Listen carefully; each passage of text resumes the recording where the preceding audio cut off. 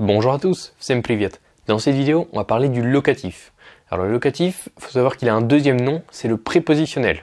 Donc les deux sont exactement la même chose, c'est juste une différence d'appellation. Donc si dans la vidéo je dis locatif, sachez que ce sera exactement la même chose que prépositionnel. Alors il faut savoir qu'il a deux rôles principaux. Le premier, c'est le cas du complément circonstanciel de lieu, CCL, sans mouvement. Attention, c'est quand on est déjà dans le lieu. Donc je vous donnerai quelques exemples après pour éclaircir tout ça. Et le deuxième rôle, c'est quand il est après certaines prépositions. En fait, d'ailleurs c'est de là d'où vient son deuxième nom, le prépositionnel. En fait, après certaines prépositions en russe, on va devoir nécessairement utiliser le locatif, prépositionnel si vous préférez. Quelques exemples pour que ce soit plus clair dans votre tête. Je suis dans le magasin.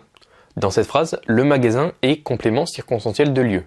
Et en russe, ce serait au locatif. Pourquoi? Parce que là, je suis dans le magasin, c'est un complément circonstanciel de lieu statique. Au contraire, par contre, si je dis je vais au magasin, là, il y a un mouvement. Donc, ce serait quand même un complément circonstanciel de lieu en français, mais en russe, ce serait plus, étant donné que c'est une action avec mouvement, ce serait plus considéré comme du locatif.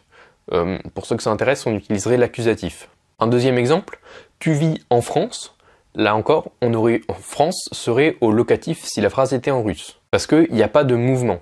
Par contre, si je dis tu vas en France, là, il y a un mouvement et donc ce serait plus du locatif si c'était en russe. Maintenant, je vais vous donner quelques exemples de prépositions qui, si les phrases étaient en russe, régiraient le locatif.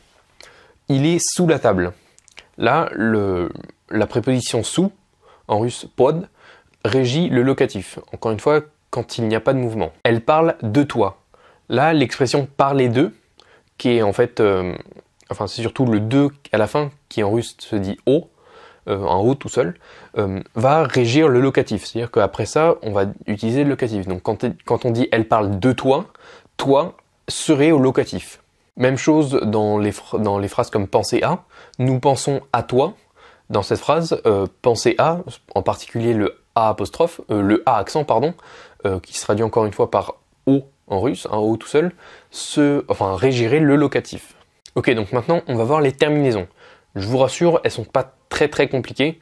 Au contraire, je pense même que, après le nominatif, bien sûr, ce sont les plus simples. Donc, pour les masculins singuliers, c'est tout le temps yé. Dur ou mou, c'est yé.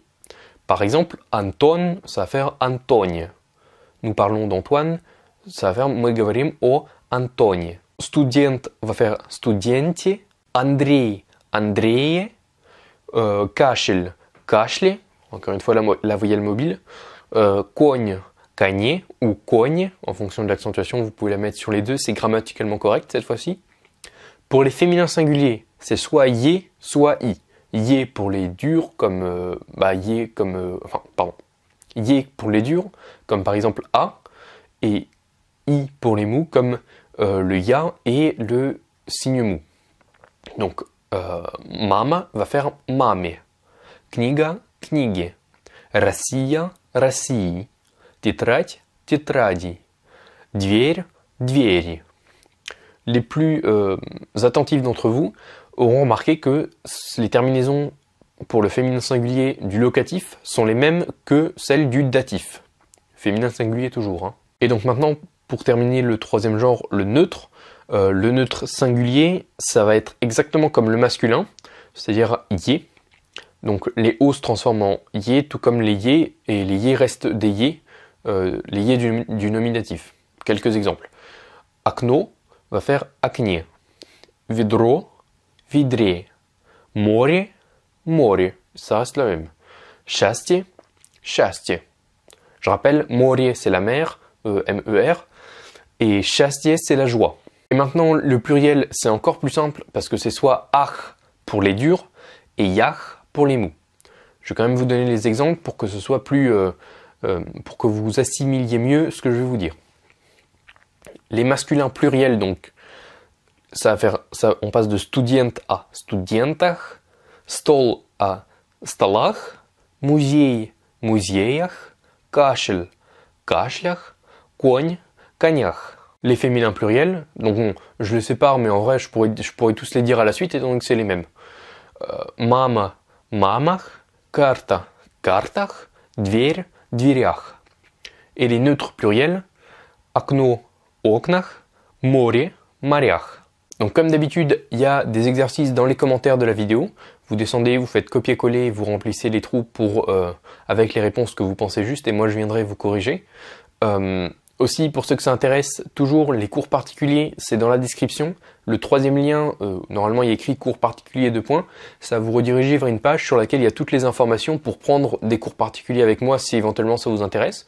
Sur cette page, vous pourrez trouver le nombre d'heures, le niveau requis, le niveau attendu, le tarif, etc., etc. Bref, toutes les informations nécessaires avant de prendre des cours. Et donc, je vous remercie pour votre visionnage et je vous dis à tous, пока.